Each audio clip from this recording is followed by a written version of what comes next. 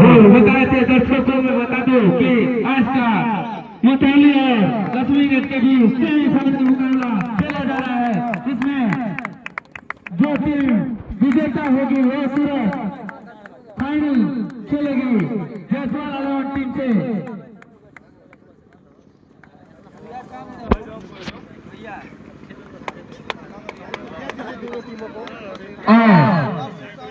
लक्ष्मीगंज और मतौली के खिलाड़ियों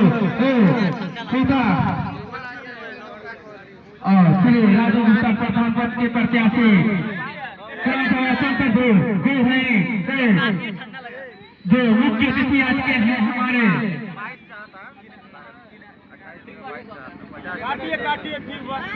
आज के हमारे मुख्य अतिथि हैं राजीव कुमार गुप्ता जी, ग्राम पद प्रत्याशी चंद्रपुर,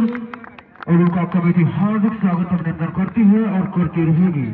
और खिलाड़ियों से परिचय प्राप्त करते हुए मतौली के खिलाड़ियों से परिचय प्राप्त करते हुए श्री राजू गुप्ता ग्राम सभा शंकरपुर के प्रधान पद के प्रत्याशी अंपायर से मिलते हुए और इस तरह लक्ष्मी के खिलाड़ी से जीवन प्राप्त करते हुए जीवन भर के नई परिचय